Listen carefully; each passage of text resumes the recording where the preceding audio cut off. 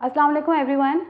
हम सब यहाँ खैरियत से हैं और उम्मीद करते हैं कि टीचर्स आप सब लोग भी खैरियत से होंगे और अपने इर्द गिर्द तमाम लोगों का ख्याल रख रहे होंगे। टीचर्स, हमने अपनी पिछली वीडियो में फ्रैक्शन के बारे में पढ़ा था, उसी बात को हम आगे लेकर चलेंगे, सही है, और फिर उसी को हम आगे कनेक्ट करेंगे। हमने ये देखा था कि फ्रैक्शन क्या होता है। फ्रैक्शन को हमने डिफ़ाइन किया था, fraction can be defined as a part of a whole. अगर हम ये बात करें कि हमारे पास एक स्क्वायर है जिसके चार पार्ट्स हैं, ठीक है, जिसमें से हम कह रहे हैं कि एक पार्ट जो है वो शेडेड है। If one part of the square is shaded, तो हम इसको फ्रैक्शन फॉर्म में किस तरह लिख रहे होंगे? इसको हम लिखेंगे 1/4। 1 जो है वो क्या है? न्यूमरेटर है, और जो 4 है वो डिनोमिनेटर है।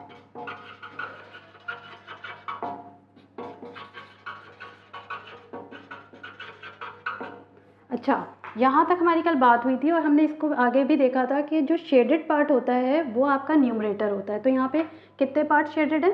एक पार्ट शेडेड है, और टोटल पार्ट जो होते हैं वो आपका डिनोमिनेटर होता है। तो न्यूमरेटर जो होता है वो आपके शेडेड पार्ट्स होते हैं,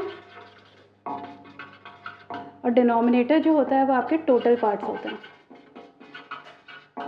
ठीक हो गया? अच्छा, अब हमने यहाँ तक कल बात की थी, और ये जो है 1 जो है आपके शेडेड पार्ट को रिप्रेजेंट कर रहा है, जो कि 1 है, और टोटल पार्ट्स यहाँ पे कितने हैं? वो जो है डिनोमिनेटर रिप्रेजेंट कर रहा है, सही है। इसी बात को हम आगे लेके चलते हैं और हम अपने टॉपिक की तरफ आते हैं, जो कि है लाइक एंड अनलाइक फ्रैक्शंस, सही है। लाइक और अनलाइक फ्रैक्शंस क्या होते हैं उसके बारे में हम बात करेंगे। लाइक फ्रैक्शंस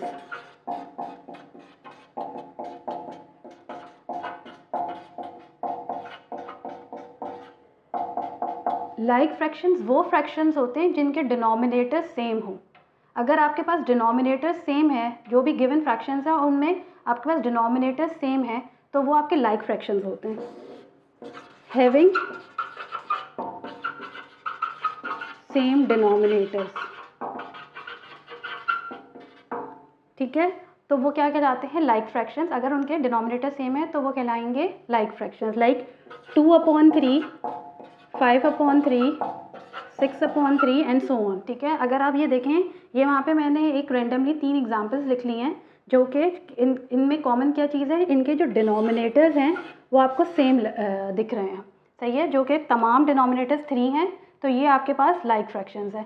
इसी तरीके से हम बात करते हैं अनलाइक फ्रैक्शंस की।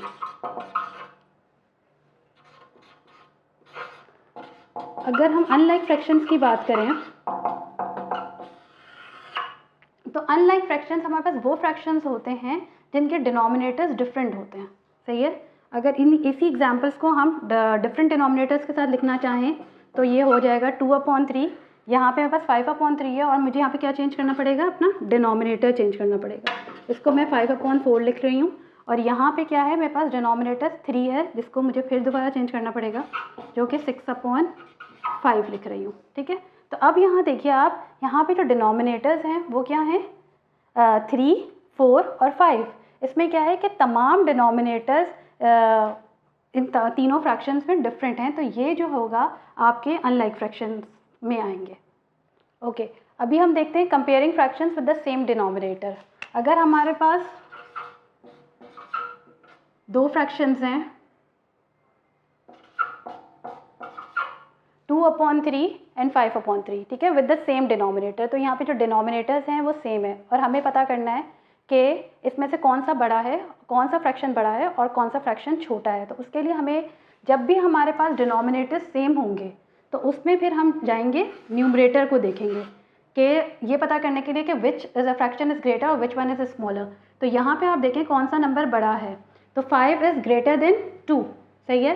तो आप इसको ऐसे लिखेंगे कि 5/3 इज़ ग्रेटर देन 2/3, ठीक है। जब 5/3 जो है ग्रेटर देन है 2/3, तो इसका ये मतलब हुआ कि 2/3 इज़ स्मॉलर देन 5/3।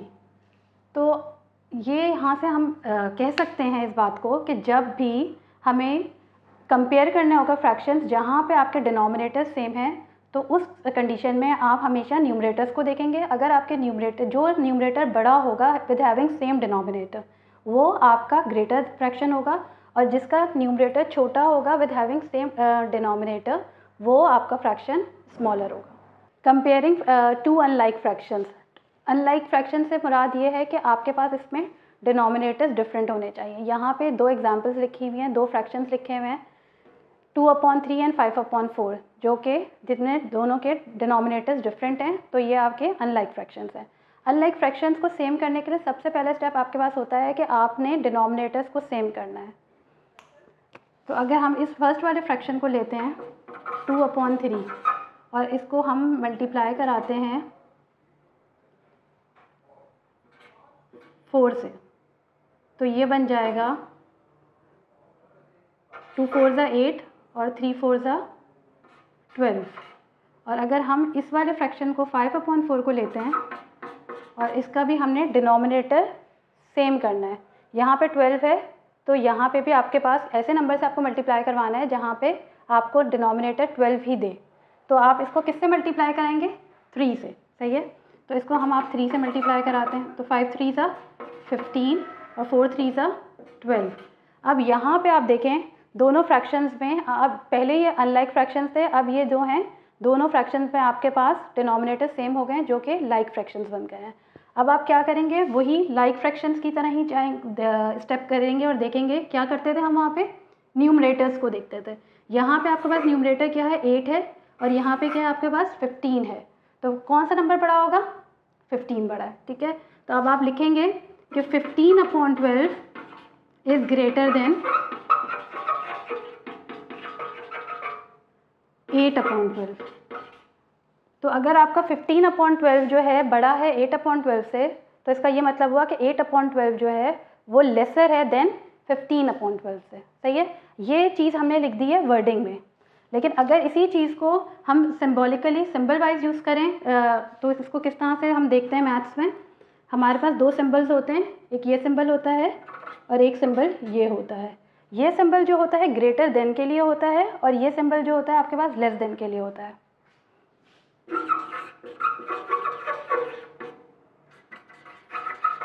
ये सिंबल आपके पास होता है लेस देन के लिए,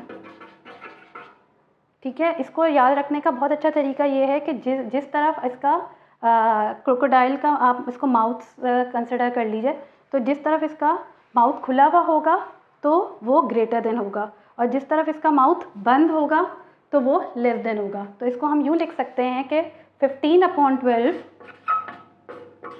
जो है ग्रेटर देन है 8/12 से, ठीक है।